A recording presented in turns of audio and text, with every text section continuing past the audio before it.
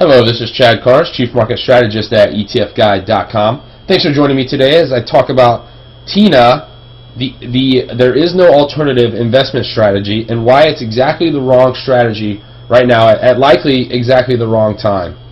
So the TINA crowd suggests you should be buying stocks because interest rates sit near all-time lows. There is no alternative is the new popular Wall Street axiom in the latest attempt to get the public to dive into equities by shifting assets out of bonds. These cheerleaders suggest that because bond yields are near all-time lows, investors should not be investing in them. Although bond yields do sit near all-time lows, TINA is actually a flawed investment philosophy, and I'm going to show you why through the use of a few charts. The general premise behind the TINA theory is that with such low interest rates, the only logical place to park money is in equities. The theory is that all-time low interest rates provide very little returns, and these low yields make owning bonds undesirable. But here's the problem with this strategy. It does not take into account any differences in risk parameters.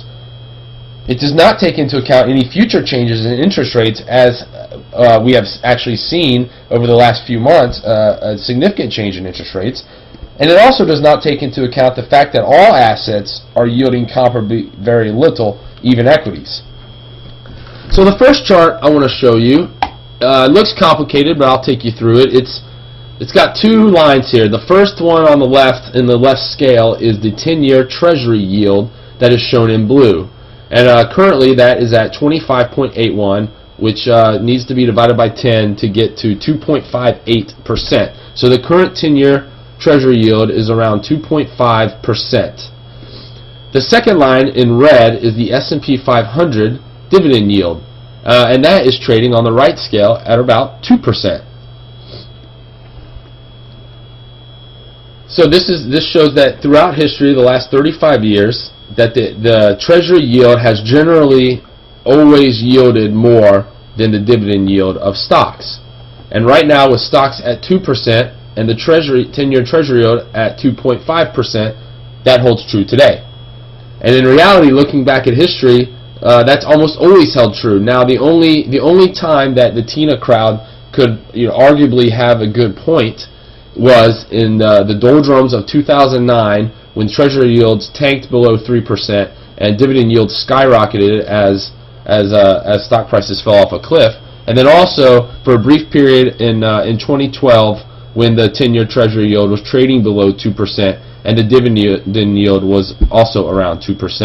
But since then, you can see that the Treasury yield has rallied significantly off of its 2012 lows and now sits at 2.5%, again above a 2% dividend yield. With the 10-year actually yielding more than equities, this means investors are not rushing into equities for their yields, but for their potential returns of capital gains. And you can see that the yield on the S&P 500 has been around 2% for the last 4 years. So it's not as if dividend yields have all of a sudden become that much more attractive on an absolute basis. The TINA crowd, though, is trying to make a justification on a relative basis that dividend yields are more attractive than Treasury yields, and that just simply is not the case.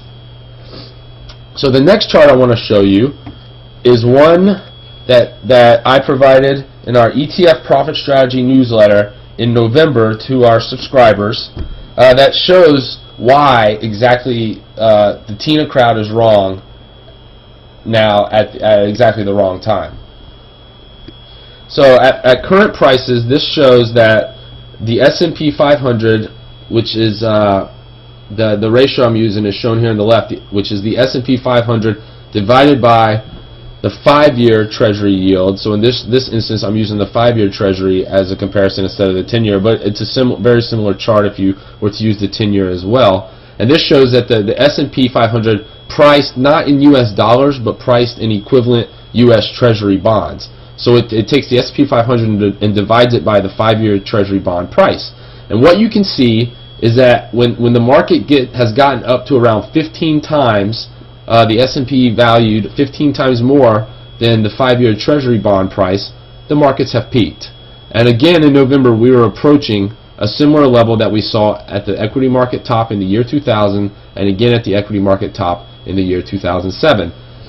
What this chart also shows is that there definitely is a better time to be buying stocks and a better time to be buying treasuries. The better time to be buying treasuries is when this ratio gets into the teens and approaches the 15 level, as it did in the year 2000 and 2007. And the better time to be buying equities is when this ratio is bottoming, as it did in 2002 and 2003, as well as 2009, in the mid to high single digits. What this chart shows is that at current prices, at least back in November, the equity market was getting stretched when compared to bond prices. Now, I want to show you an updated chart of this. This is the exact same chart. I've just updated it through today, which is February 3rd, and you can see that the ratio reached 15.5 times, which happened to be exactly the high that it reached at the year 2000 market top. This is one of the main reasons I think the TINA crowd is exactly wrong at exactly the wrong time. They're rushing into equities at a point when equities are extremely stretched in value compared to bonds. Especially when you compare what we just saw, that the dividend yield on equities is only 2% and is still below the yield on 10-year treasuries, which are a much safer bet.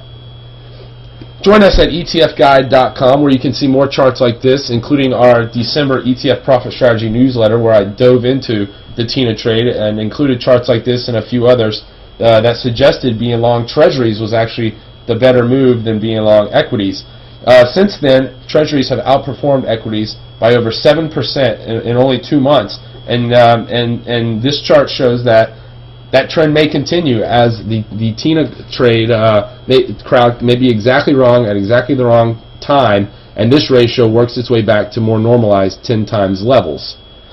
We also offer twice weekly technical forecast as well as weekly picks, and we publish videos and other articles on our website. You can also check us out at Twitter. Thanks for joining me today. This is Chad Karnes, Chief Market Strategist at ETFguide.com.